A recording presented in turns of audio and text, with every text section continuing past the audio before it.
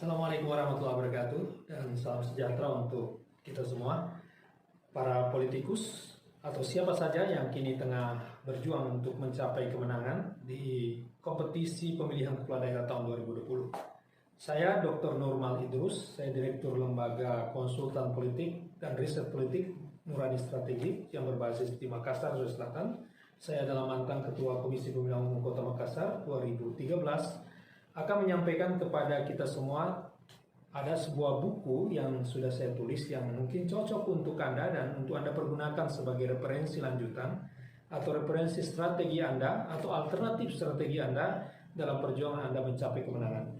Buku ini adalah 25 taktik jitu menang pilkada dan ini tidak dijual secara umum baik di toko-toko buku dan di mana saja, hanya dimiliki oleh kami dan Anda bisa memesannya di 0811441030. Namun, semua penjelasan terkait dengan isi buku ini akan saya jelaskan satu persatu mulai dari sesi pertama ini, di mana sesi pertama ini saya akan memulai dari langkah awal yang merupakan bab 1. Dan di bab 1 langkah awal ini, taktik pertamanya adalah mengenali penyelenggara dan pengawas. Ya. Ketika berbicara tentang penyelenggara, tentu saja kita berbicara tentang Komisi Pemilihan Umum. Dan ketika kita berbicara tentang pengawas, maka itu kita berbicara dengan badan pengawas pemilu. Banyak orang, terutama yang ingin bertarung di pilkada, punya pemahaman salah terkait dengan penyelenggara dan pengawas ini. Katanya ketika kita bisa mendekati dan mengendalikan penyelenggara dan pengawas, maka kita akan dengan mudah mencapai kemenangan. Padahal tidak seperti itu. Di era keterbukaan seperti sekarang ini, dengan proses perhitungan, proses pelaksanaan, proses pengawasan yang di mana semua masyarakat bisa terlibat, maka hal-hal seperti itu agak sulit untuk kita lakukan. Ya.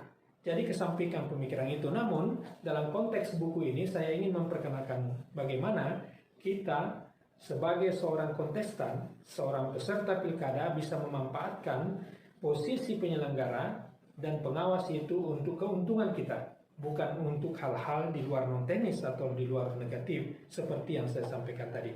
Nah, kita berbicara dulu terkait dengan Komisi Pemilihan Umum. Di KPU itu ada beberapa pengawas hingga jejaringnya di bawah, mulai dari PPDP yang memutakhirkan data pemilih, lalu kemudian ada PPS yang bertugas di setiap desa kelurahan, lalu ada KPPS yang bertugas di setiap TPS nanti pada saat hari pemungutan suara, lalu ada PPK yang bertugas di setiap kecamatan dan KPU kabupaten dan KPU provinsi untuk tingkat kabupaten dan provinsi.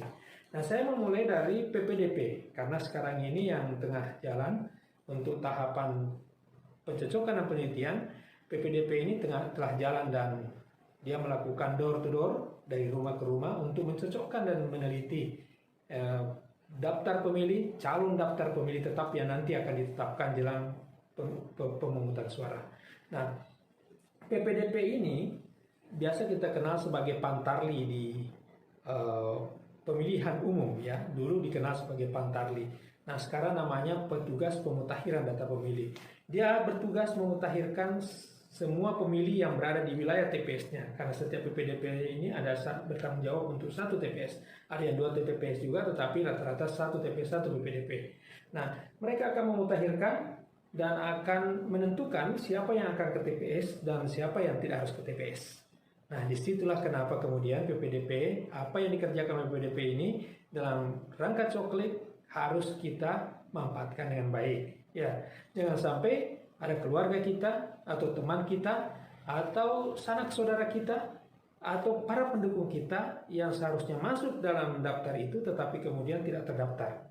Ya, kita tidak bisa menduga itu, walau kemudian para petugas PPDP adalah orang-orang independen dan sudah terlatih, tapi bisa saja ada kesalahan human error di situ yang membuat kita harus meneliti dengan baik. Jadi setiap tim kita harus kita gerakkan semenjak awal pada setiap RT RW, pada setiap calon-calon TPS itu untuk meneliti pekerjaan dari PPDP itu. Nah, kemudian yang kedua PPS ya, kita masuk ke PPS. PPS itu adalah panitia pemungutan suara yang ada di setiap desa dan kelurahan dan berjumlah 3 orang di setiap desa dan kelurahan. Ya, tugasnya adalah ya seperti itu tadi, mengangkat PPDP, mengangkat KPPS, lalu kemudian mengurusi seluruh hal teknis terkait dengan pemilihan di wilayahnya.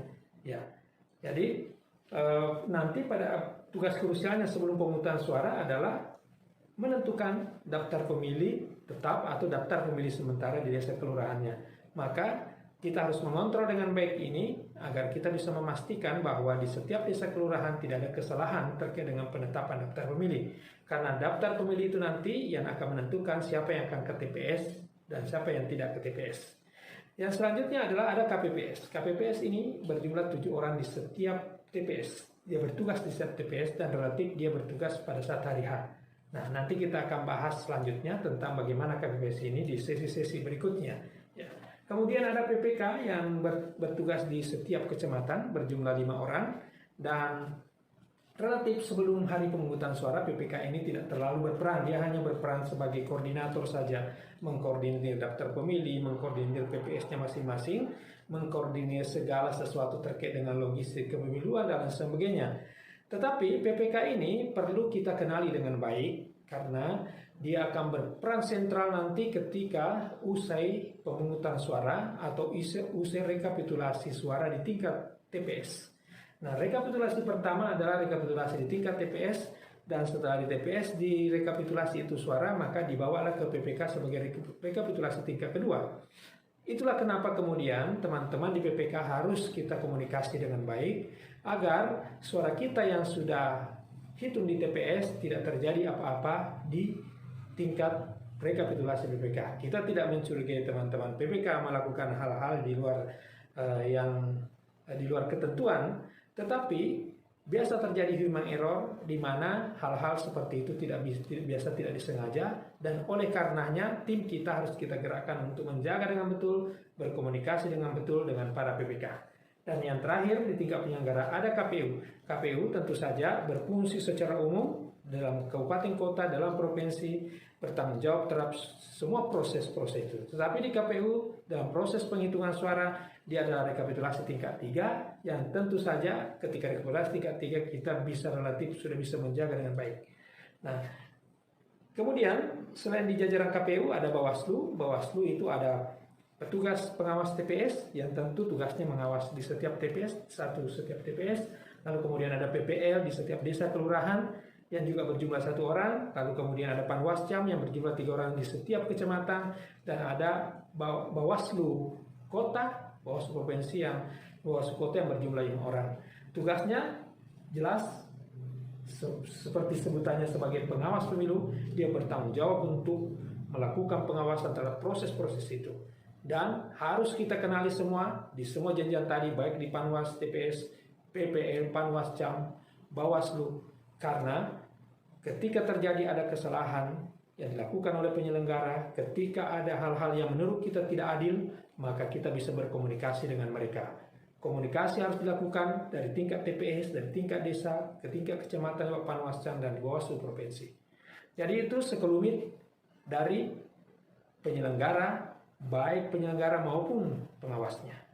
Selengkapnya ada dalam buku ini untuk kita baca terkait dengan trik-trik pendekatan kepada mereka. Saya persilahkan Anda untuk membacanya nanti di sesi pertama. Terima kasih. Wassalamualaikum warahmatullahi wabarakatuh.